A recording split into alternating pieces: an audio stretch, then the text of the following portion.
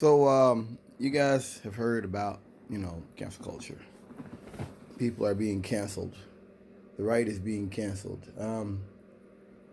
I've talked about this in detail. Let's talk about it again.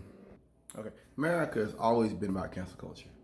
Um, if you go back to the Lavender Scare, the Palmer Raids, the Red Scare, America's always been about cancel culture. If you're black, if you're gay, if you're revolutionary, if any of those things, you were canceled. Go back and look at all the stuff Edgar Hoover did, taking people's citizenship and things like that back in the day.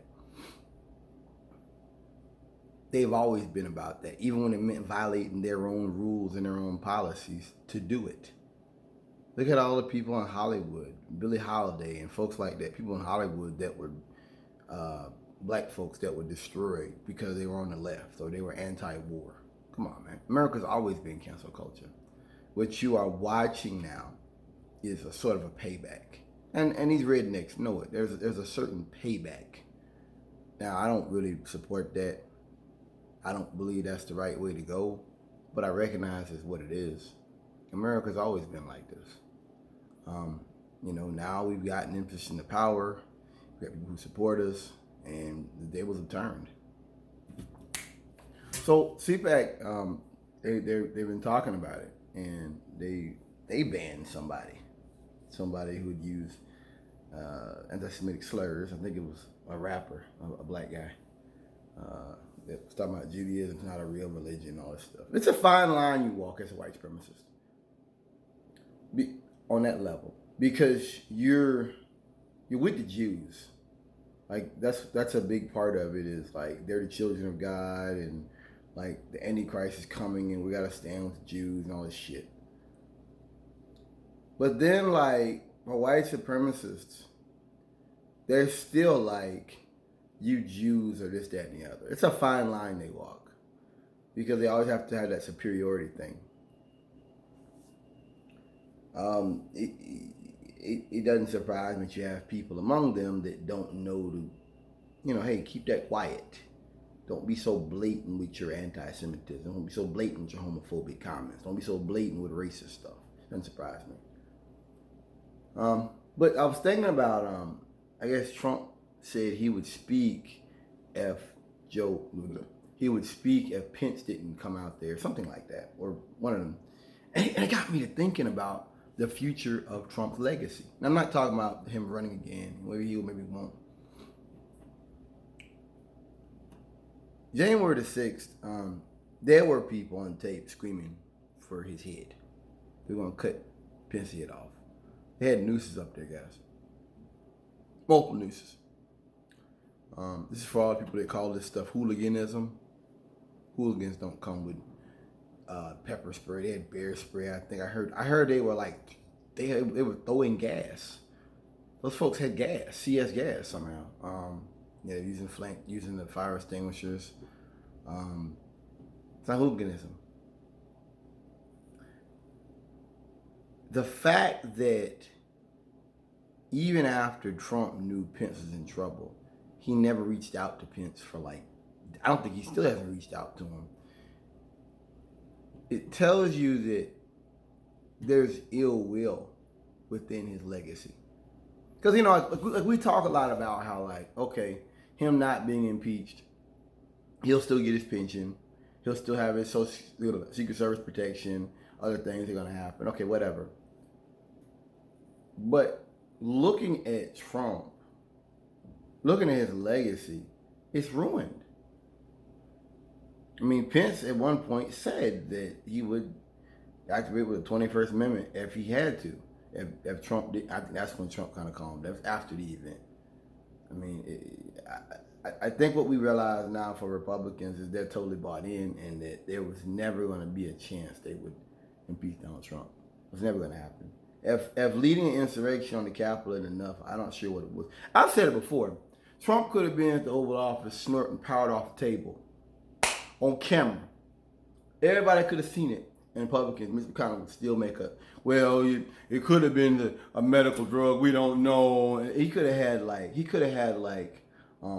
what's that anti-anxiety Xanax? He could have had like a Xanax bottle or a box right beside the table, laid by the seat, and could have been chopping that shit up and snorted that whole line, and Republicans would have still defended that. I believe that.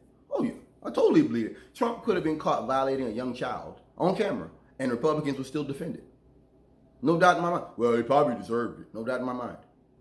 No doubt in my mind. It was a cult of personality. It still is. But the fact that so many people that work for him, separated from him, spoke out, are still speaking out against him. Cohen and other people spoke out about him. Makes me smile. You know, there's a lot of things you look at. When you make a plan, you don't know how it will turn out. And, you know, I never realized so many people would turn against him. And I'm sure there's more shit's gonna come out. I mean, it's just February. You know, there's gonna be more shit's gonna come out about it. Trump's gonna boggle the mind. I mean, what's that General Mattis? He never really spoke about Trump. I mean, I'm sure shit he's gonna talk about one day. It's just that his legacy's gone. I mean, Obama and, you know, every president I've seen, they still stay in contact with people.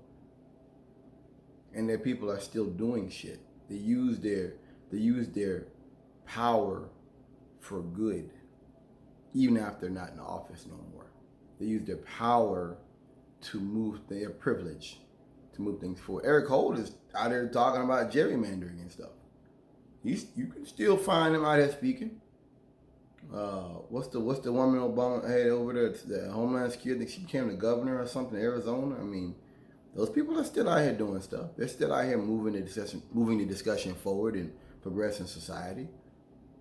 The fact that Trump never even spoke with Pence lets me know that he didn't give a shit.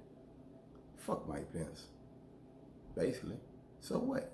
So what if he almost killed you? I sent him. What did that guy say? The guy called him and he was like, he was in the Capitol and he was like, call your boys off, and he was like, no, these are Antifa. And dude's like, no, these are your supporters. And Trump said, well, I guess they feel worse about me losing an election than you do.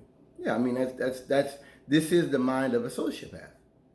This is literally how a sociopath operates. This is why I say you can't work with people like that, because they will turn on you. If in the future you do something they don't like, I don't care what you did for them 6 months ago, 2 years, 5, 10. I don't care what you did. I don't care if you kept that son from going to prison. In the future, you may do something they don't like. You may step on their toe or something. They may come back and decapitate you. That's the nature of such people. There's no loyalty. There never was. There never will be. With a sociopath, it's all about how can you benefit them? How can they achieve their goals through you? They may throw you something here. They may, you know, and it feels good. If you're like those people, it feels good to be around someone like that. Like that dude, Mark Meadows and everything, you know. Those guys like that. They like that fascist shit. They like that power shit. But they're telling you one day. There's no loyalty. I just think that the fact that so many of his people left out and some of them were put in danger by his actions and his reckless talk, it concludes his legacy. What I'm saying to you, keep it simple. If Trump was to run again today, like right now, we're going to run, he'd have to get all new people. Like Joe Biden has brought in people that Obama was putting forward. I think Obama was going to put Merrick Garland up for Supreme Court, and everybody knows RBG, Ruth Bader Ginsburg, stayed in office and she died. I mean, I don't want to call her a stupid ass, but she should have understood we're in a war with these people. And if you're on the left in America today, you're just fighting to keep America from like falling into a fascist society. It isn't about me. It isn't about you. If you're elderly, if you have health problems, you should be smart and bow out. I know people that say there's no way we could have seen Trump, but I'm saying to you now, we're in the empire's falling, and that means you're gonna see crazy shit. you're gonna see more crazy shit come out because that's just the era that America's in now. She should have left out. She should have done what Obama put forward and resigned. Instead, she died in office so we could put some money in. So regardless, I think Biden has put forward as an attorney general or something. He's talking about he believes there is disproportionate racism in America. He was talking about racism in the police force and all that stuff. I mean, he is a throwback. And I'm saying to you, with Trump, there will be no throwbacks. America, we're not going to look back 3 years from now and say, oh shit, he worked for Trump. Like, no one's going to do that. Everything, if you work for Trump, everything that you do or did will be overshadowed by January 6th, by COVID, by everything Trump did to weaken the federal government. Everything. And I think Trump's gonna be like Nixon. I think Trump is worse than Nixon, in fact, because everything that Nixon did was like book shit. Like nobody was hurt by the burglars. Like my grandfather wasn't hurt by the burglars. You know what I mean? Like back then there was corruption, but you could still live. You could still go home and watch TV and eat a burger and I don't care about that shit. You got that shit? What Trump did, waiting 3 months on COVID, bullshitting on the wildfires. And for a while, they wouldn't give California any money. Yeah. January 6th, all of the stuff took place. All the folks that he fired, all the folks that came out and spoke out against him.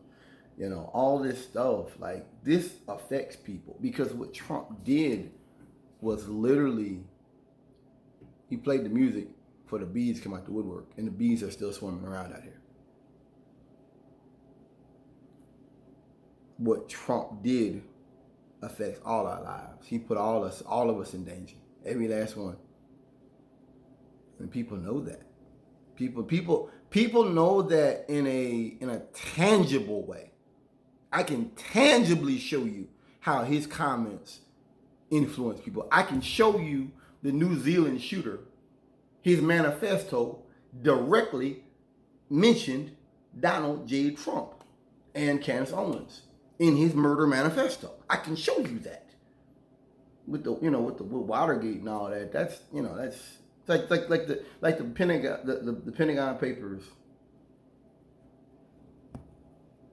Sorry, like the Pentagon Papers with the Vietnam. A lot of that stuff was just showing you America was lying about the war. That was stuff we already knew about, just not to that extent. What we know now, the Afghanistan papers showing that every fucking president, everyone has known the war has not been going well. This is different. This is unique in its scope. This is very different in the way in which he carried out his administration. I think nobody's going to forget that. I think no one in the establishment is going to forget that. Not because they want to, but because the way Trump did stuff, they can't. See, one thing about being an adult is that, I would tell this to any young person, is that sometimes people don't care about what you're doing, but you can do things to make them have to respond. You understand? You can be doing something no one cares about, but you can be doing it so blatantly that they have to be, okay, let me call the police. Okay, let me see, man. This is wrong. And that's Trump. He did stuff to such an extent that nobody could look away. So I don't care about them screaming about killing Mike Pence. Like at no point since January, if I sat down and thought about it, I don't care. I don't feel bad for him or his family. I don't feel bad for them. Nobody's going to forget about how Mike Pence handled the AIDS crisis in Indiana back in the day. No one's going to forget that. I don't want to hear that bullshit where you throw your Bible in front. I don't want to hear that shit, man. Take that shit somewhere else. Nobody's going to forget that. And I think that this is not an attack on anybody's religion, but I think that when you use your religion to protect a fascist. There is a point where you cross a line. We can talk about where the line is at, but Trump crossed that line by about 10, 20 miles. Probably, some people would say 100 miles. That line was crossed. Same thing with that cat, Liberty University. He had that boy fucking his wife. Same thing. When you use your religion to defend corruption and defend this ruthless conduct by an administration that's out of control, you cross a line, and I can't defend that. My grandfather was a minister. I mean, my mother was a sister elder. My mother basically led ceremonies and stuff at church. I'm not an atheist. I am not attacking anybody that is religious. That's not my point here. But I am saying that when you use your religion for that, you're in the battle space. Mike Pence and others, for 4 years, played up monstrous conduct, and they gave cover to a fascist. Can't forget that, ever. And I don't buy this nonsense. I don't buy this nonsense put out that we should forgive them. I don't think that's righteous. So anyway, I believe that the fact that I believe in God, and I think sometimes things happen as act of God. I've talked about it to you before that what in the world would me and some old redneck from North Florida have in common? I've been to Florida many times. Been to Baghdad, Milton. I've been all around 75, Leesburg. I've been all around. What in common with those people? What would bring us together other than COVID-19? That was a curveball. It's a curveball. What in the world would have the vice president running scared from the president? January 6th. Nobody saw that coming. Nobody. Nobody saw that coming. That's a hell of a curveball. Curveball and a fastball, goddammit. I think that it's act of God.